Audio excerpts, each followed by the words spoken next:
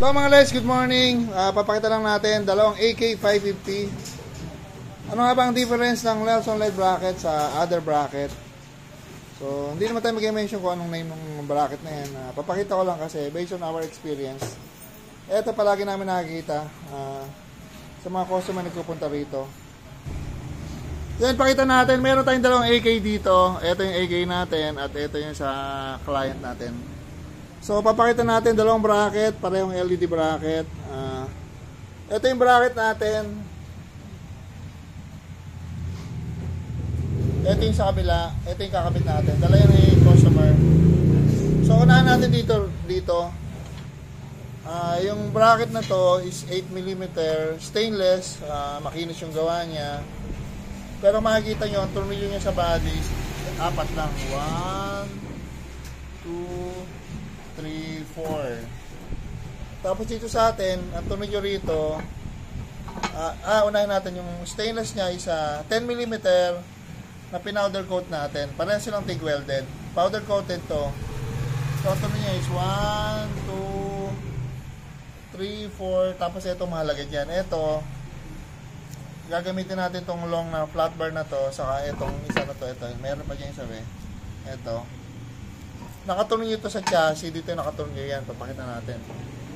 Nakatornilyo yan dito. 1, 2. Tapos bababa yung flat bar dito. Lulusot doon. I-hold niya ngayon yung buong bracket. Siyempre kasama doon yung ilaw. Nakabitin siyang ganun. So yun ang difference niya. Yung sa atin nakatornilyo sa chassis. So bakit nga ba mahalaga yung nakatornilyo sa chassis? Papakita natin kung anong kahalagahan. Kung bakit maganda nakatornilyo sa chassis. So, ayan, pakita natin yung AK number 2. Ito nga yung lalagyan natin ng bracket. Yung stainless yan, di powder coated. So, ganito yan mga LEDs. Ganyan yan, ganyan. Ayan. Angat mo konti. Ayan. So, hirap na hirap yung assistant ko. Dito nakatornilyo yan sa gawin rito. Dito. Basta may tornilyo rito yan. Ito, yan. Kabila naman pogi. Ito yung madalas sinasabi ko sa customer. Ito, kapit mo nga. So, yan, ganyan. Ay, ganyan. Basta ganyan. Ayan yung tornilyoan. Ito yung tornilyoan. Ito dito. May tornilyoan dito yan eh. Ito na nagiging problema. Ako na, bitawan mo to. Ito nagiging problema. Ayan, nakata nyo, basag na. Kasi nga, kasama to sa tinutornilyohan. Yung part na to is part ng signal light. Yung plastic na to malutong yan. Unlike ng mga gato plastic, medyo mahunag. So, ilan na yung customer natin na ganyan, nabasag to. So, etong kabila hindi pa basag. Ayan, ganyan yan. Diyan nakatornilyo yan, yung bracket na yun. Tapos may metal clip. Eto basag na. Kaya to basag na, baka isipin hindi pa nagkakabit yung bracket, basag na. Nabili to second hand, so before, baka meron na siyang nakabit na ilaw na baka same bracket din or may bracket na kinabit dito before. So, yun. Yun ang problema nung nababasag. So, syempre, pag basag yan, ibig sabihin nagbabibrate yung bracket. So, yun ang pagkakaiba ng bracket natin sa ibang bracket. So, in fairness naman, napakakinis ang gawa nila, makintab. Saka, ang kinis ng TIG. Yun lang.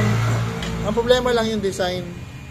So, wala silang nakatornilyo sa metal part ng motor sa chassis.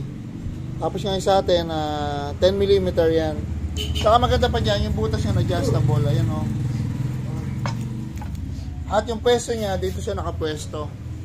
Ayan. Ito ba saan ba nakapwesto to? Parehas ba? Hindi. Ayan, makita nyo mga LED. Sawa mga lon. So, pakita natin yung mount ng aking bracket. Kasi pag gumagawa kami yung bracket, ginagawa namin sa pagitan siya ng headlight at signal light.